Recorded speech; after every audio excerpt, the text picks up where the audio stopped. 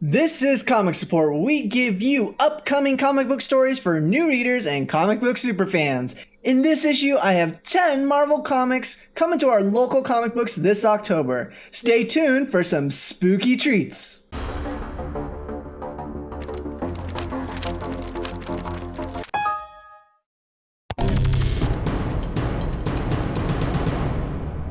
Welcome to Comic Support. I'm Leon Scorpius, and in this issue, we're going to talk about Marvel Comics coming to us in October. As always, a special thank you to Taymation Studios. You can catch all of our latest videos by subscribing and hitting the bell for notifications. If you enjoyed this issue of Comic Support and other issues, please give us a like and comment below on what comic books you'll be picking up this week. First up, Spider-Geddon number 1 and number 2.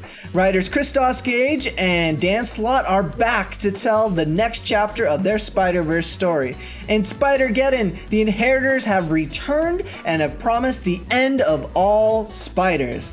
I love the Spider-Verse series ever since reading the 2014 collection of Spider-Verse comics. Being able to see every version of Spider-Man coming together and trying to defeat the Inheritors was super cool. There are a lot of tie-ins in Spider-Geddon, including the Spider-Force series from Christopher Priest. You're gonna get a story of Kane and Jessica Drew, Spider-Woman, in that series. There's also the tie-in Vault of Spiders that I recommend you picking up in October, with Cullen Bunn writing a web-slinging Wild Wild West version of Spider-Man. And you're also going to see in Vault of Spiders the return of Spider-Man, the live-action Spider-Man from the Japan TV series. And yes, Leopardon is on the cover of that comic, so pick that one up as well as all the other Spider-Geddon tie-ins. There's going to be a lot to be excited about in the Spider-Man universe. Spider-Gwen Ghost Spider number 1. Ooh. I promise some spooky treats, and this spooky treat comes at us from new writer Sina McGuire and artist Rosie Camp. This is going to be a continuation of the stories of Spider-Gwen from her Earth, Earth 65. So Spider-Gwen now has a brand new name, Ghost Spider. You're going to see this in Marvel Rising and other versions of Spider-Gwen going forward. Really interesting, really intriguing version. Every time I think of Ghost Spider, I think of like Ghost Rider a little bit, which I know that's not what Spider-Gwen is at all, but it is kind of cool. I mean, her costume is very ghosty and hoodie, ghostly. Woo, pick this up! Shuri number 1 by writers Ndendi Okorafor and artist Leonardo Romero. So we have the solo adventures of Shuri. You know that Black Panther and T'Challa are out in space and still dealing with the intergalactic empire of Wakanda. Well, back in the real Wakanda, everyone's looking at Shuri, and she's always the next in line. However, she seems to be more comfortable in the lab with all of her gadgets. What's very intriguing about Shuri number 1 is you're obviously getting the Shuri from the Marvel Cinematic Universe in here. It's very heavily inspired by that. However, they're still not going to totally ignore that Shuri's already been the Black Panther in the comic books. So they're doing a lot of this in Marvel Comics right now, where they're blending the cinematic universe versions of the characters with the comic book version of the characters, often not really explaining why that happened. The design of Hela changed to be more closer to Ragnarok. Scourge, the Executioner, looks like more like the movies. There's a lot of great bringing in. You have Negasonic Teenage Warhead in Deadpool comics that comes from the movies as well. They're doing this on purpose within all of these new comics to get readers who just came off of watching some of these great movies. And everybody knows that Shuri was a major fan favorite character. So we're hoping to see a lot of Black Panther fans pick up Shuri number 1 in this new series. Infinity Wars number 4 by Jerry Duggan. So this is the 4th comic in the Infinity War series, and I bring this one up because we are now going to see what happens after Requiem has won. So the Infinity Warps are starting. There's tons of tie-ins happening in the month of October. All of the Infinity Warps comics are happening. You've got Arachnite, you've got Iron Hammer, you've got Soldier Supreme and Weapon Hex. So there's a lot going on in the Infinity Wars universe, and issue number 4 is a great jumping on point if you just want to jump on and see the crazy action involved with all the warps. The Unstoppable Wasp number 1. This mini-series comes to us from writers Jeremy Whitley, and you also have art and colors by Gurihiru.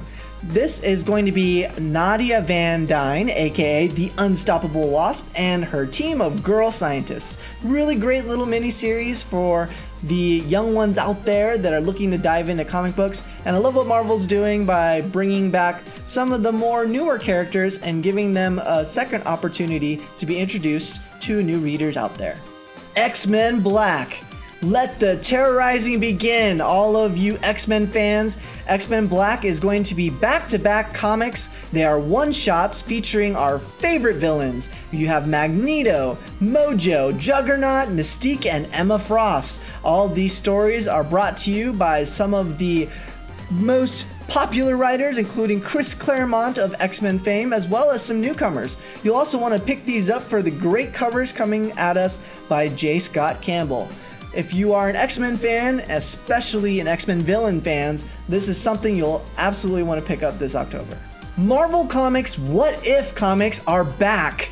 This is a crazy announcement that they made with some crazy covers. The What If series of comics used to be these alternate reality one-shots where you got to take a peek of what if something else happened. So a couple of the ones that are coming to us are What If Magic, What If the X-Men, What If Thor, you have What If Ghost Rider, What If Spider-Man, and What If Punisher. So here's some examples of the what ifs. In What If Spider-Man, it's what if Peter Parker wasn't Spider-Man and it was actually Flash Thompson that got bit by a spider.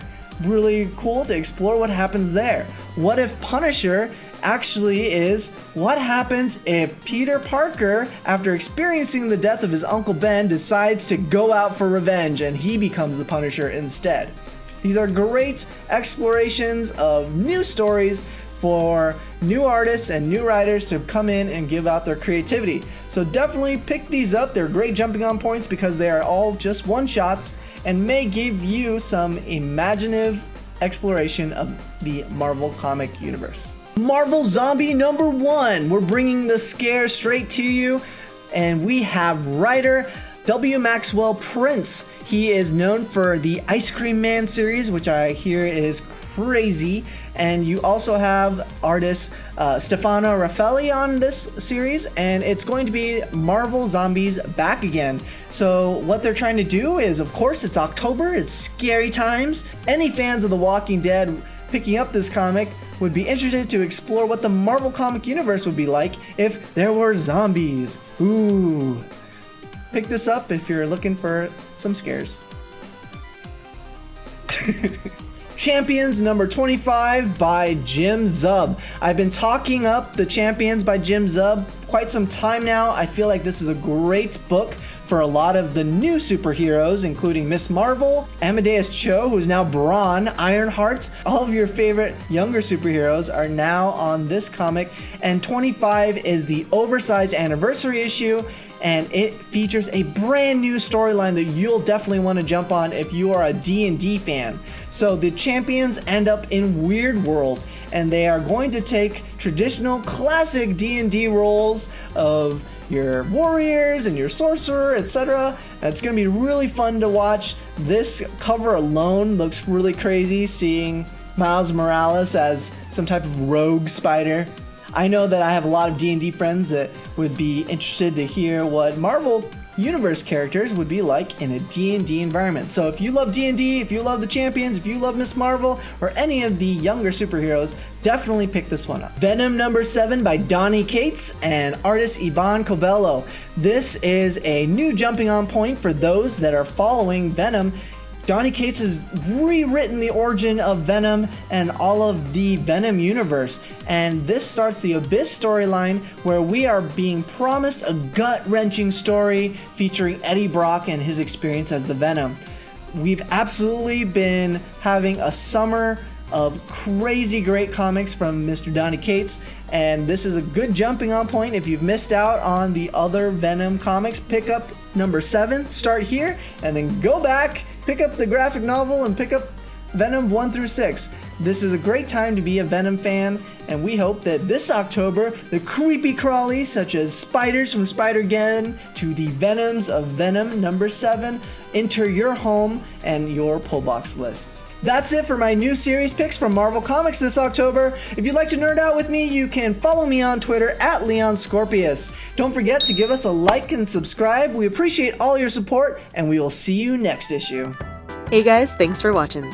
If you want to watch more from us, click on one of the thumbnails. Don't forget to like, share, and subscribe to keep up to date with our latest shenanigans. Be sure to click the bell for notifications, and check out the description below for a link to our Patreon page. See you next time!